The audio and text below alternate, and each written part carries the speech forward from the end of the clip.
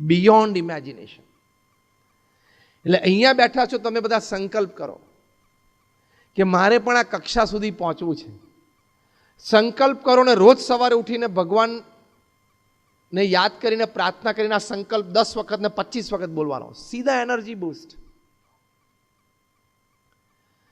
આપણા પ્રધાનમંત્રી શ્રી નરેન્દ્રભાઈ મોદી નાના હતા ત્યારથી રોજ સવારે ઉઠીને આકાશ જોવે અને તારાઓ જોવે.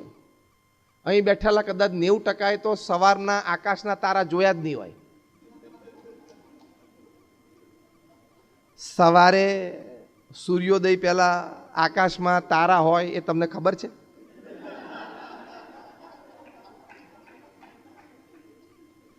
કારણ કે 1:30 વાગ્યા સુધી વોટ્સએપ ને સોશિયલ મીડિયા ચાલ્યું હોય. કારણ કે તમે સેલિબ્રિટી છો, તમારું ઇન્સ્ટાગ્રામ ઉપર 2.5 મિલિયન ફોલોવર્સ છે, તમે ટ્વીટ કરો એ લાખો લોકો વાંચે છે. તમે એવા મોટા સેલિબ્રિટી છો કે તમારે રાત્રે 1:30 વાગ્યા સુધી ઓનલાઈન રહેવું જ પડે. મરી જઈશ.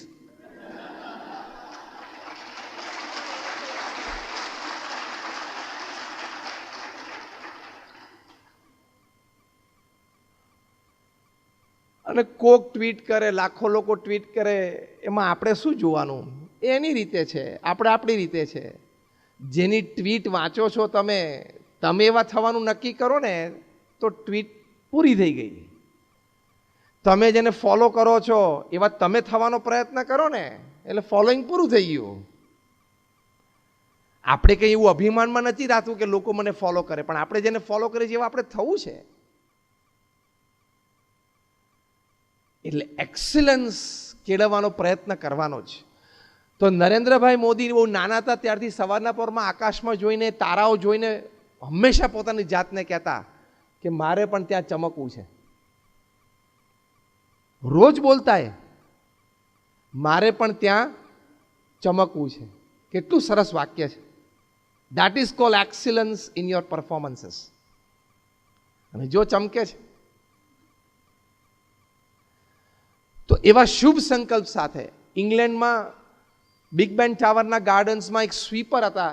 રવિવારે બપોરે એના નાના બાળકને પણ એમ થયું, 10 વર્ષનો હતો, કે ચલો પપ્પા સાથે હું પણ જાઉં. એ ત્યાં ગયો અને એના ફાધર વાળતા હતા ગાર્ડન. વિન્ટર ટાઈમ હતો એટલે બપોર 11-12 વાગ્યા પછી થોડુંક પેલું તેજ અથવા તો થોડુંક ગરમી શરૂ થાય પછી વાળી શકે.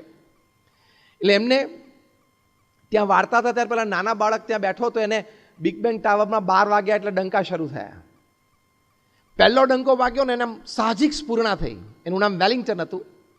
એને એવું બોલ્યા સાહજિક કે Wellington will become the mayor of London. બીજી વાર બેંગ વાગ્યો ને Wellington will become the mayor of London. એમ 12 વખત ડંકા વાગ્યા અને 12 વખત એ નાનો બાળક બોલ્યો કે Wellington will become the mayor of London. And really at the age of 22, Wellington became the mayor of London. એક સંકલ્પ લઈને ચાલો,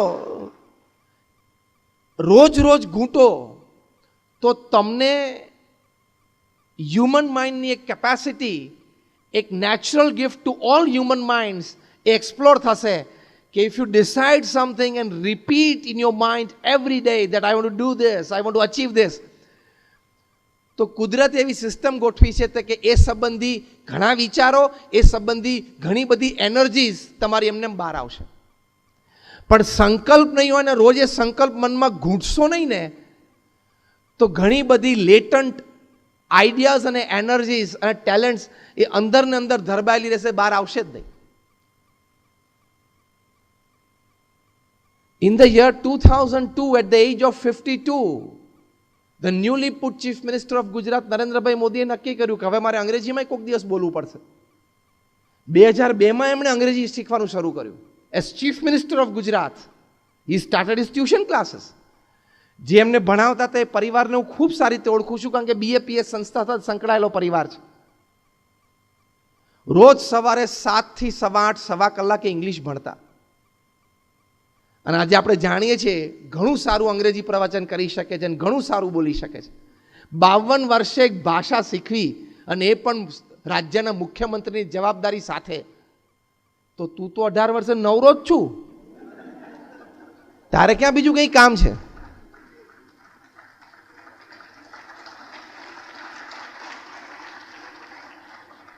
Can't you excel? Yes or no?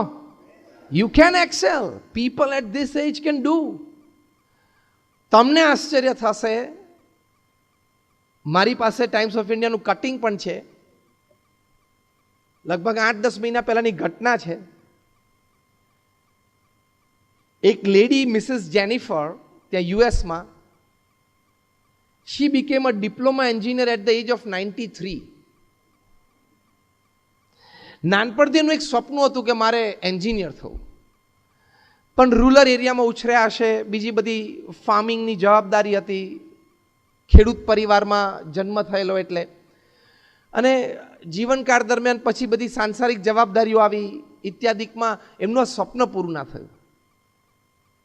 પણ એમના મનમાં હતું, she joined at the age of 90 as an external student. She became diploma engineer at the age of 93. Unfortunately, convocation day ના બીજા જ દિવસે એમનું હાર્ટ એટેકથી મૃત્યુ થયું. પણ એમને એમનું એક સ્વપ્ન 93 વર્ષે પણ પૂરું કર્યું. ત્યારે તું હજી એનાથી અડધાનો અડધો છું ઉંમરમાં. હા, અડધાના અડધો છું. તો યુ કેન ડુ. એટલે એક્સિલન્સ ઇન એક્ઝામ્સ માટે આ 3 મુદ્દા મેં તમને સમજાવ્યા. પહેલો મુદ્દો એ સમજાવ્યો કે પ્રચંડ પુરુષાર્થ, 10-12 કલાક ભણવામાંથી કોઈ દિવસ નિરાશ ના થતા, આળસતા નહીં, તો તમારું ફ્યુચર ઇઝ વેરી બ્રાઇટ. બીજો મુદ્દો મેં તમને સમજાવ્યો કે અભિગમ હંમેશા રાખજો કે this is a very serious part of my life, અને સારી રીતે ભણજો. અને ત્રીજી વાત આ કરી, સંકલ્પ દ્રઢ રાખજો. એ સંકલ્પ રોજ ઘૂંટજો. I want to do it, I can do it, I will do it, રોજ કહેવાનું. થઈ શકે. તો આવી રીતે you can have excellence in your academics and excellence in your exams. અને એક્ઝામ્સના પરફોર્મન્સ માટે ખૂબ ઘણી બધી વાતો છે, પણ ટૂંકમાં એક નાની વાત એટલી કરવાની કે success and failure are part of it. તમારે તો સારું સ્કોર કરવું હતું, પણ તમે જે વાંચવામાં અને પ્રિપેરેશનમાં ઓપ્શનમાં છોડ્યું ને એ જ પૂછી ગયું, એટલે પ્રોબ્લેમ. તમે જાતે જજમેન્ટ લઈ લીધું કે આ છેલ્લા 5 વર્ષના પેપરમાં છે ને આ પૂછાણું જ નથી, એટલે હવે નહીં પૂછાય, તો એ જ પૂછાણું 20 માર્કનું 100 માંથી. એટલે એક્ઝામ્સ આર પાર્ટ ઓફ, એટલે failures and successes are part of exams.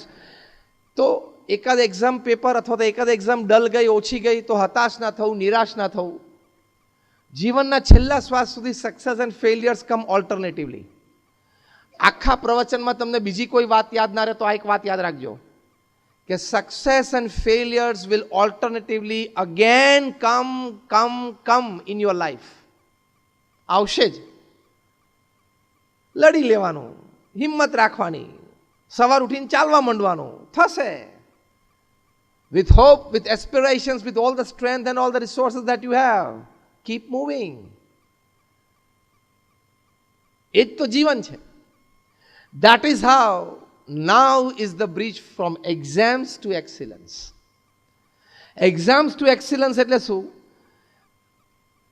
Chapter 1 is excellence in your exams, and exams to excellence એટલે by your exams, by your qualifications, by your academic achievements, by your experiences, you live an excellent professional life, you live an excellent personal life, you live an excellent family life, you live an excellent social life. That is your exam to excellence. Am I right?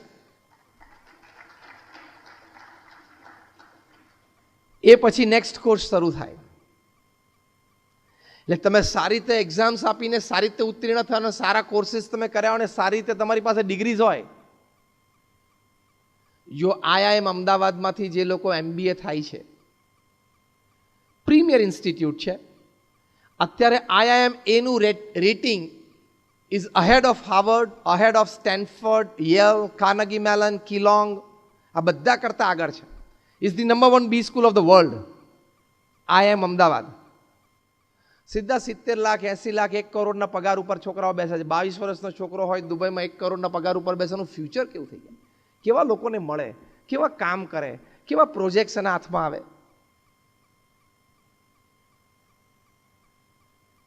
તો એવી સારી ઇન્સ્ટિટ્યૂટમાંથી ભણવું છે એવો એક સંકલ્પ તો રાખો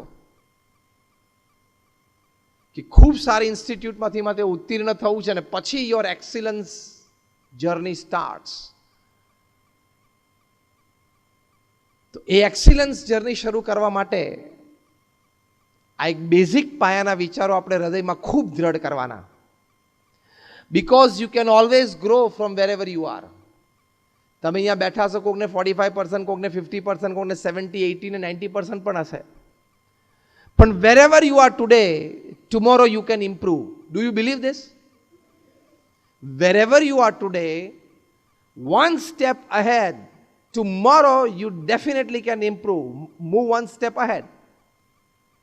ભગવાને મનુષ્યના શક્તિ આપી છે. જ્યારે એડમંડ હિલેરીએ પહેલી વખત ટ્રાય કરો એવરેસ્ટ સર કરવાનો, ત્યારે ન કરી શક્યા, પાછું આવવું પડ્યું.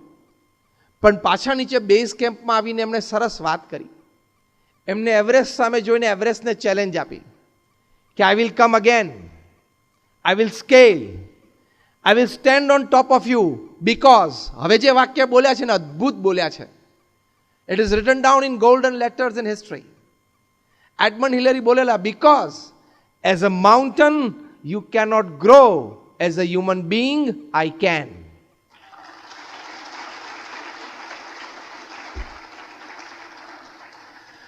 પર્વત તો નિર્જીવ છે, પર્વત તરીકે તારો વિકાસ નથી.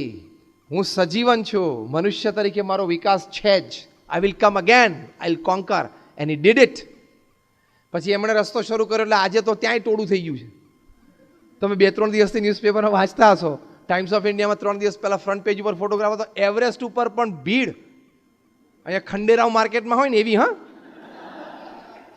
ખરેખર તમે ફોટોગ્રાફ જોજો. 3 દિવસ પહેલાં times of India front page line હતી અને બિચારા 8-10 જણા તો લાઈનમાં ઊભા ઊભા ઠરીને મરી ગયા અને 2-4 જણા લપસીને મરી ગયા, કારણ કે એનો વારો જલ્દી આવ્યો નહીં. પણ જો as a human being we can always grow. Tell yourself every day in the morning, I can grow. As a human being I can. પેરાલિમ્પિકમાંથી લોકો મેઇન સ્ટ્રીમ ઓલિમ્પિક્સમાં આવ્યા છે. તમને આશ્ચર્ય થશે, ગઈકાલના ટાઈમ્સ ઓફ ઇન્ડિયાના એક રિપોર્ટમાં તમે વાંચજો કે નાઉ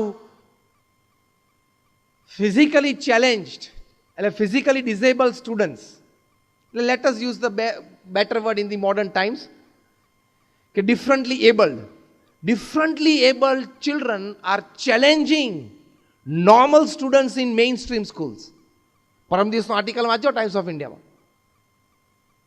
કારણ કે ડિફરન્ટલી એબલ્ડ હોય એનામાં એકાદ વસ્તુની ખોટ હોય ને એટલે એના મગજમાં ચેલેન્જ, એક કંઈક કરી દેખાડવાની ભાવના કે why everybody ahead of me, let me go, એ જે આવી જાય છે ને જબરદસ્ત એનર્જી ઉત્પન્ન થાય છે. ये वीडियो आपको पसंद आया हो तो लाइक करें और शेयर करना मत भूलिए सब्सक्राइब करें गुज्जू कानी चैनल को और बेल आइकन पर क्लिक करना मत भूलिए लेटेस्ट वीडियोस